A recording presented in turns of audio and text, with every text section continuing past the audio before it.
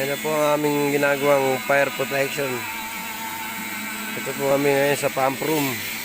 Ngayon yung mga aking mga masisipag naka-team. Yan, ayan, masisipag yan.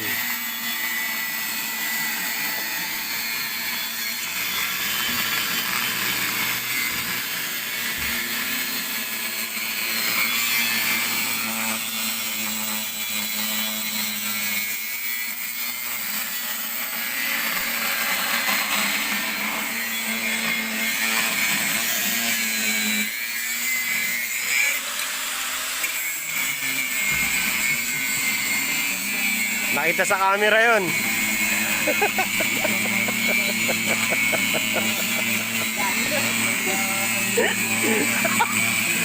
Ay!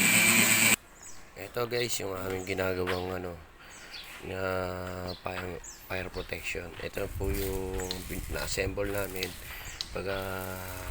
Tapos po niyan, pagkatapos ng lahat ng yan, gagawin po namin yan, babaklasin namin po yan para i-11 at i-13. Tapos ibabalik ko namin sa dati. Yan po yung pag-assemble. Kasi hindi mo natin makukuha yan ng maayos kung hindi mo natin itatap bago i-full weld. Ayan, ito na po yung ating mga pina-full weld na po. Yan. Yan, nag-11 na po siya. Para isusunod na yung yan pag 13 na po yan. Ito po yung isa. Yan po.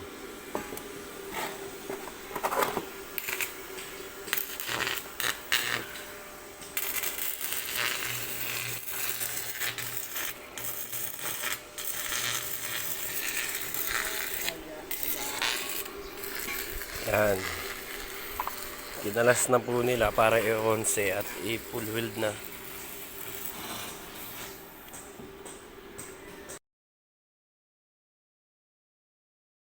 Please follow my F page, Fire Protection Doctor, and subscribe my YouTube channel, Jade Most TV.